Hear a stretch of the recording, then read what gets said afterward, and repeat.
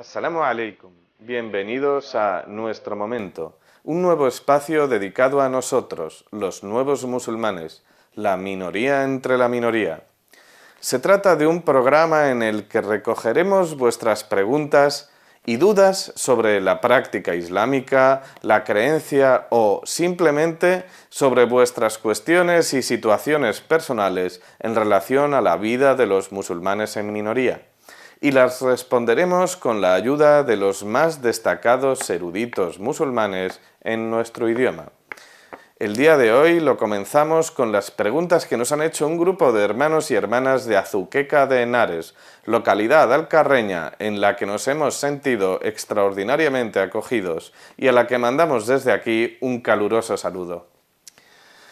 La pregunta con la que comenzamos hoy es la de la hermana Nora, que comienza con un tema recurrente entre los musulmanes que viven en minoría. Salam alaikum. Mi tercera pregunta es, ¿cómo cuidar a mis hijos en un país que no es musulmán? Pues efectivamente la educación de los hijos, la forma de vivir en un entorno que no favorece el Islam es algo que preocupa a todos los musulmanes que vivimos en minoría, tanto nuevos musulmanes como nativos. Y para responder a esto, ¿quién mejor que un sheikh que conoce muy bien esta situación como Sheikh Mohammed Said Al-Ilish, que será el sabio que hoy dará respuesta a todas las preguntas? Veámoslo. Respecto a la educación de los hijos en un contexto no musulmán o en un país no musulmán, pues es una tarea evidentemente compleja. La educación de los niños, de los hijos en sí es una tarea compleja y es una responsabilidad moral y religiosa, y en los contextos donde no hay ayuda al entorno social pues es un poco complicado. Eso no nos exima de nuestra responsabilidad, ni por el simple hecho de estar en un país no musulmán nos tenemos que despreocuparnos de nuestra responsabilidad. Lo primero que aconsejaría yo a los padres en este aspecto es que se formasen ellos mismos, estar preparado, tener un bagaje religioso, cultural, espiritual, conocer bien el entorno, tener bien fundamentadas las bases del conocimiento islámico, de la fe islámica, de la espiritualidad, ser buenos musulmanes para poder luego transmitir los valores de nuestra religión. Más allá de lo que es el concepto de la educación islámica, pues lo demás también ayuda en ello la escuela, la sociedad en general. Para proteger a nuestros hijos tenemos que protegernos nosotros primero, prepararnos nosotros bien, tener una base sólida, tener una formación, tener una estrategia en la educación y ayudarnos entre nosotros.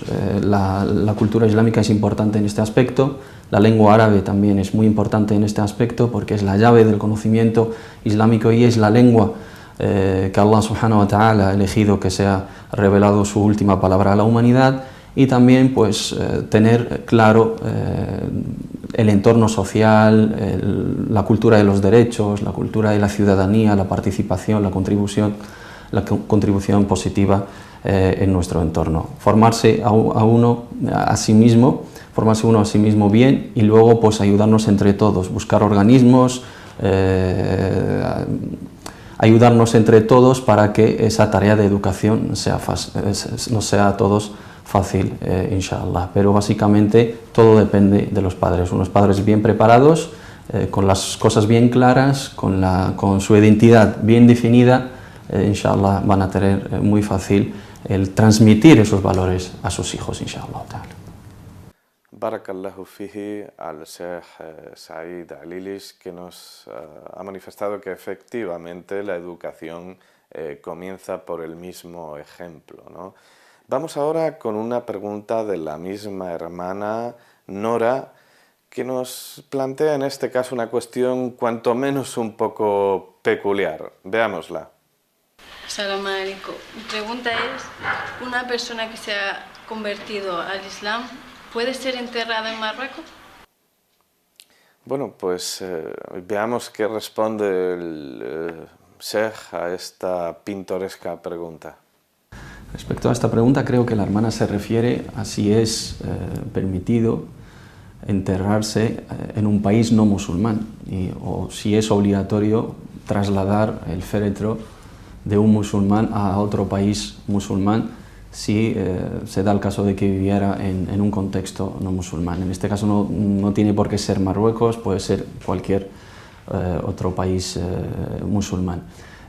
Los sabios, basados en la tradición profética, en los hechos del profeta y de los sahaba, consideran que es totalmente prohibido enterrar a un musulmán en un cementerio no musulmán, pero si en el caso de que existiera un cementerio musulmán, aunque sea en un país no musulmán, como puede ser un contexto occidental, un contexto donde los musulmanes son minoría, pues ahí se puede enterrar perfectamente, siendo un cementerio específico o dedicado a la confesión musulmana. Es obligatorio enterrar un musulmán dentro de un cementerio de no musulmanes, y es permitido enterrar a un musulmán en un cementerio de musulmanes en un país aunque no sea musulmán. En este caso, bueno, la hermana, siendo española, siendo autóctona, y el hecho de que se haya convertido al Islam, eso no le quita sus derechos como ciudadana.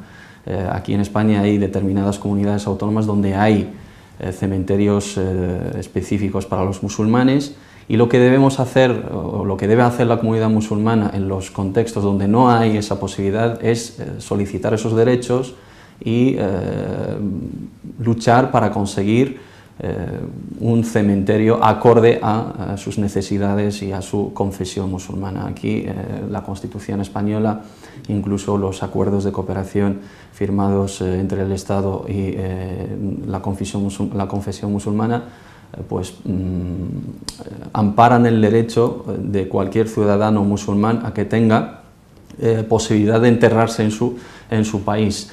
Y en el caso de que no exista un espacio donde enterrar a los musulmanes, ahí sí que es posible trasladarlo a otro país musulmán. En el caso de que no haya ninguna otra salida, pues eso es una necesidad y ahí se permite. Tenemos el caso de Sahabi, el compañero de nuestro amado profeta Muhammad sallallahu alaihi wasallam, Abu Ayyub al-Ansari, que lo habían enterrado en su momento en la Constantinopla, y era pues una tierra no musulmana después de haber caído mártir en una guerra. Tampoco tenemos evidencia de que el profeta Muhammad sallallahu alaihi wasallam y sus compañeros en las guerras o en las batallas donde caían musulmanes trasladaran esos cuerpos, esos féretros para enterrarlos en la tierra musulmana, sino se enterraban ahí. Hay que tener solamente en cuenta que no sea un cementerio no musulmán. Si hay un espacio para musulmanes es totalmente permitido, sea un país musulmán o sea un país no musulmán. Y si no hay posibilidad para hacerlo, pues ahí sí se busca otra alternativa y trasladarlo al país más cercano. Igual la hermana cuando se refiere a Marruecos, habla de la cercanía, pero ella como ciudadana española pues tiene todo el derecho de enterrarse aquí, en su tierra, porque esta es su tierra y este es su país y no tiene por qué trasladarse a otro. Y lo que hay que hacer en el caso de que no haya es buscar esos derechos y lucharlos como ciudadanos con todo el derecho de la ciudadanía como otros de otra confesión. Efectivamente, qué mejor excusa para la lucha por nuestros derechos que querer uno ser enterrado en el lugar donde ha vivido, sin necesidad ninguna de irse a otro sitio muertos, como tampoco lo hicimos vivos. Y ahora veamos una pregunta que representa todo un clásico de las cuestiones y dubitaciones de los recién convertidos. Salam alaikum. Mi pregunta ¿es obligatorio cambiarse el nombre? Pues efectivamente, como decíamos, una pregunta que todos nos hemos hecho en algún momento, cambiarlo, no cambiarlo, la conveniencia de cara a la relación con los hermanos, de cara a la da'wa, en fin. Veamos la respuesta de Sheikh Al-Ilish. Bismillah ar-Rahman ar-Rahim. Respecto a la pregunta de la hermana relacionada con cambiarse de nombre al convertirse al Islam, tiene que saber que no es obligatorio para los nuevos musulmanes, para los hermanos conversos que abrazan el Islam el hecho de cambiarse de nombre, salvo en los casos que sea un nombre que tiene alguna connotación religiosa relacionada con otra confesión o que atribuya divinidad o atribuya servidumbre a otra divinidad que no sea Allah subhanahu wa ta'ala. En su caso, también hay que tener en cuenta que no es algo tan primordial. Lo que le tiene que preocupar al principio a un hermano converso, a un hermano o una hermana que abrazan el Islam es preocuparse por los aspectos básicos, por los aspectos de los pilares de la fe y los pilares de las prácticas, los pilares del Islam y las prácticas importantes del Islam. El hecho de cambiarse de nombre, aunque contenga alguna cuestión contraria al Islam, tiene que ser pues en segundo lugar. Si eso también puede provocarle alguna incomodidad o alguna complicación a nivel administrativo, lo puede mantener y puede atribuirse un nombre simbólico para tratar con sus amistades o con su nuevo entorno musulmán sin que ello lleve a cambiarlo oficialmente, sobre todo si eso le puede provocar algún tipo de complicación administrativa o algún tipo de problemas con sus familiares o con sus amigos no musulmanes. Si puede, pues es recomendable, y si no, pues no pasaría nada. Pero en sí, si el nombre en sí no tiene ninguna cosa que es contraria al Islam, ni es un significado pues contrario a los conceptos del Islam, lo puede mantener perfectamente. Pues efectivamente el nombre es a menudo una buena forma de demostrar que islamizarse no es arabizarse, ¿no? Bueno, y vayamos ahora con una pregunta que nos hace la hermana Fátima y que versa sobre un asunto sobre el que hay bastante khilaf, es decir, divergencia entre los eruditos islámicos. Salam alaikum. Mi pregunta es si es posible la donación de órganos y de sangre. Pues efectivamente hay quien lo podría considerar una buena obra, hay quien lo podría considerar una violación de la sacralidad del cadáver. Veamos la respuesta de nuestro sheikh de hoy. Respecto a la donación de sangre, pues no hay ningún tipo de problemas en ello, salvo que eso represente un riesgo para la persona donante. En el momento de que la donación de sangre represente un riesgo de salud para la misma persona que lo vaya a hacer, pues ahí no se le permite. Pero el hecho de donar sangre para ayudar a los demás, sean musulmanes o no musulmanes, para salvar vida, para ayudar a enfermos, para que gente que necesite esa transfusión sanguínea en un momento dado de alguna intervención quirúrgica, un accidente o lo que sea, pues eso tiene muchísimo valor y muchísima recompensa porque es salvar vidas y es uno de los objetivos de nuestra religión, y el musulmán tiene que ayudar en la medida de lo posible para conseguirlo. Siempre que podamos ayudar a los demás en este sentido, es muy recomendable que lo hagamos, independientemente de que sea para musulmanes o no musulmanes.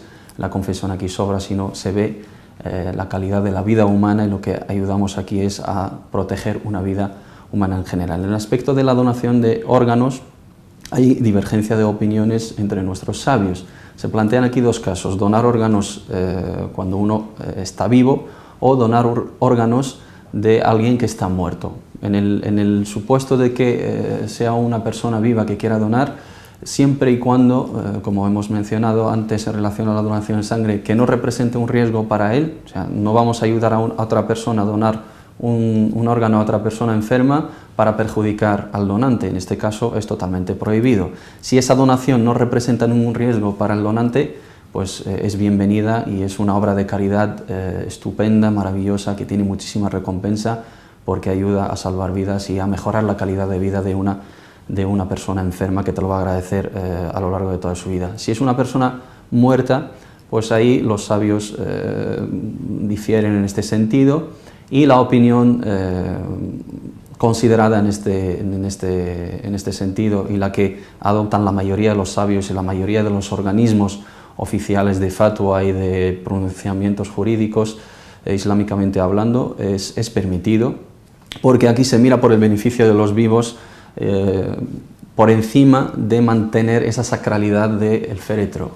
Los que se niegan a aceptar la donación de órganos van en el sentido de que hay que proteger la sacralidad del cuerpo humano, sea vivo o muerto, pero aquí eso interacciona con otro beneficio, que es el beneficio para una persona viva, que depende de esa donación, depende de ese órgano, y si lo consigue va a mejorar su calidad de vida y va a seguir viviendo, va a seguir aportando, sea musulmán o no musulmán. En este sentido es permitido donar órganos de un cuerpo muerto.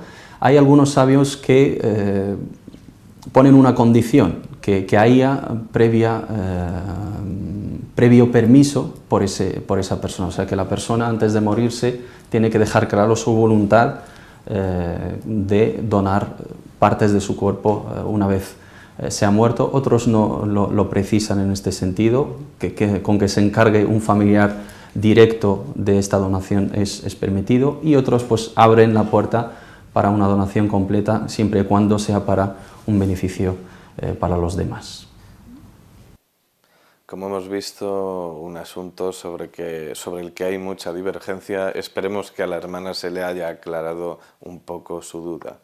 Y vayamos ahora con otra hermana también de nombre Fátima, pero que acaba de abrazar el Islam y nos pide algunos consejos. Salam alaikum. ¿Qué consejo le das a una mujer que acaba de convertirse en musulmán? Bueno, pues muchos, y podrían ser demasiados los consejos que le diéramos. Yo particularmente le recomendaría que se lo tomase con tranquilidad. Pero veamos lo que recomienda Sheikh Mohammed Said Al-Ilish. ¿Qué le aconsejaría a una mujer que se acaba de convertir al Islam? Pues lo mismo que le aconsejaría a cualquier persona que Allah subhanahu wa ta'ala le ha premiado y le ha agraciado con que coja su camino, el camino que ha escogido para todos nosotros. Primero, estar conscientes de la gracia de Allah subhanahu wa ta'ala, el que te haya facilitado el camino del Islam. Segundo, ponerte en buenas manos, porque es muy importante que tu conversión al Islam esté basada sobre un conocimiento claro, un conocimiento moderado, un conocimiento basado sobre fundamentos constatados de nuestra correcta y maravillosa religión. La primera alea que le fue revelada a nuestro amado profeta es lee, iqra, y nos tenemos que formar bien, tenemos que conocer bien las bases de nuestra religión y ser graduales. No hay que interesarse por las cosas secundarias, por las cosas que no son importantes, y dejar la base de nuestra pertenencia al Islam. Nos tenemos que interesar por establecer los fundamentos de nuestra fe, nuestra creencia en Dios, nuestra creencia en nuestro amado profeta Muhammad sallallahu alaihi wasallam, conocer las bases de la religión, asimilar bien los pilares del Islam, ser graduales en este sentido, ir adoptando poco a poco posturas, poco a poco prácticas de nuestra religión, y ir profundizando poco a poco sin mucho entusiasmo que suelen aplicar los nuevos hermanos musulmanes.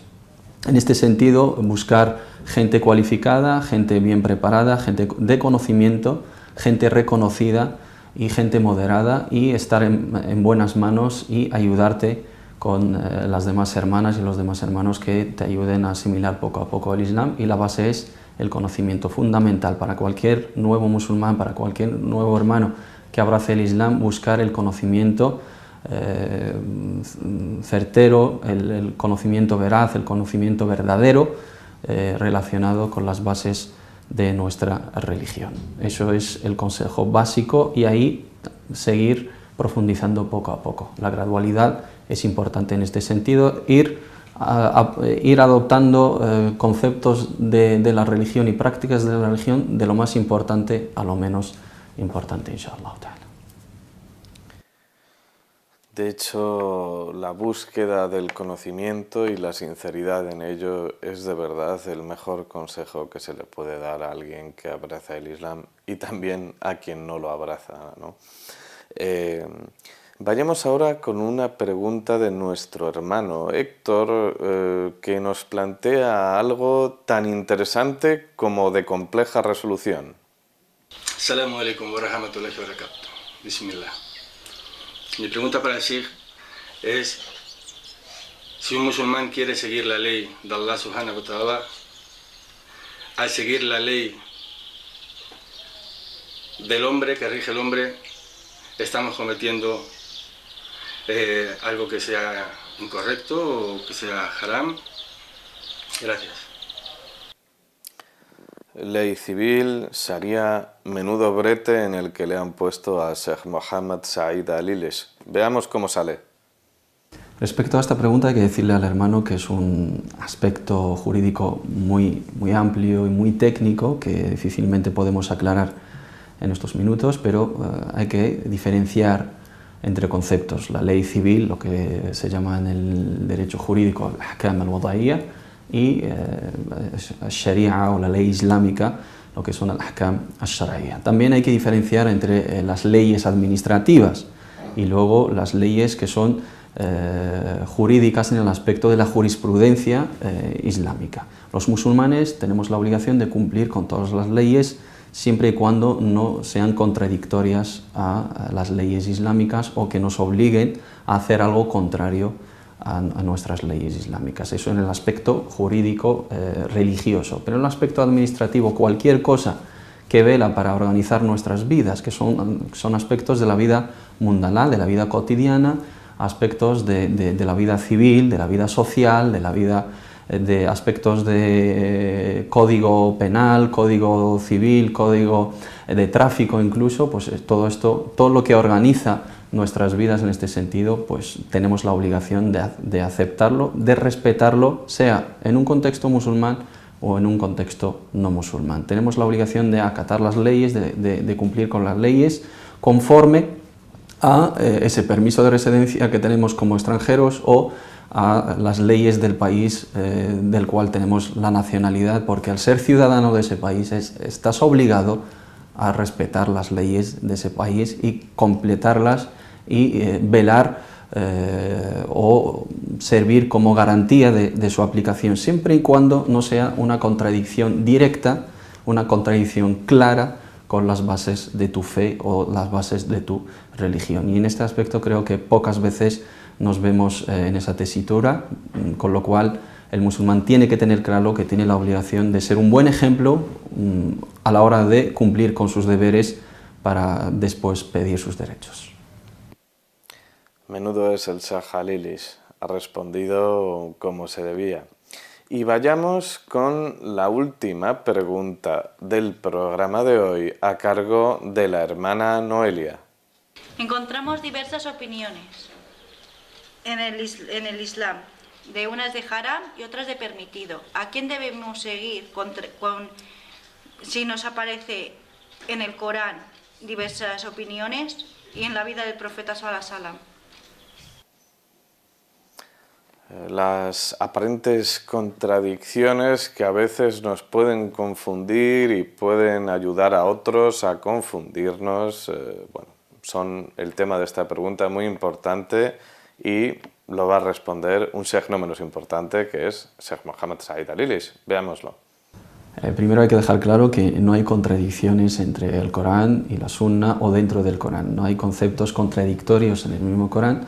Yo creo que la hermana se refiere a las divergencias o a las diferentes opiniones que puedan surgir sobre casos, sobre juicios relacionados con prácticas o casos o hechos secundarios. Hay que tener en cuenta que las bases del Islam, los pilares del Islam, las bases fundamentales, lo que se llama el usul, no hay divergencia en torno a ellas entre nuestros sabios desde la época del profeta Muhammad sallallahu alaihi wasallam hasta el día del juicio final. Son bases establecidas, bien claras y bien concisas.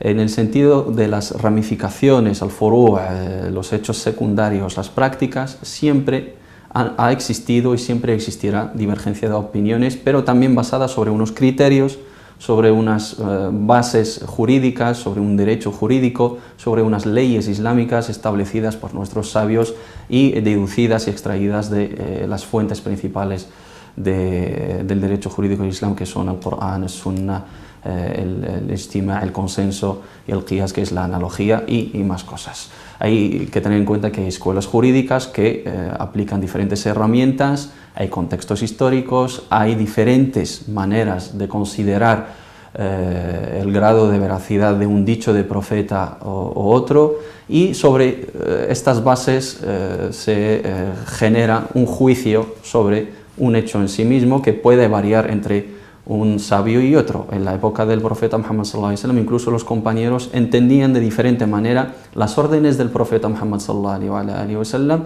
y el profeta sallallahu alaihi wasallam aprobaba las dos maneras o las diferentes maneras, y tenemos muchísimos ejemplos en este sentido. Lo más importante es que no hay contradicciones dentro del Corán y la Sunna. Aparentemente en algunos casos nos pueda parecer que hay diferencias, pero esas diferencias son basadas sobre unos criterios diferentes que aplican nuestros sabios, pero siempre gira en torno a la misma fuente, que es el Corán y el Sunna, e incluso esas diferencias se puede concluir o puede llegar a un juicio final de cuál es la más válida y cuál es la que menos fuerza de argumentos tiene. En el sentido de las bases no hay divergencia, y en el sentido de las ramificaciones, las cosas secundarias, las prácticas, siempre van a existir, y eso pues no altera en absoluto lo que es la base de nuestra religión, y no tiene que alterar en absoluto ni nuestra hermandad ni nuestra consideración a las diferencias entre nosotros. Como ha explicado el Sheikh, no hay contradicciones, a pesar de que superficialmente quizá las percibamos así, ¿no? El Islam, me gusta decir que es como un solo diamante, pero de diferentes facetas, ¿no? Diferentes caras, en las cuales, según por dónde se mire y quién lo mire, puede tener aspectos diferentes, pero siendo la misma realidad incontrovertida e incontrovertible.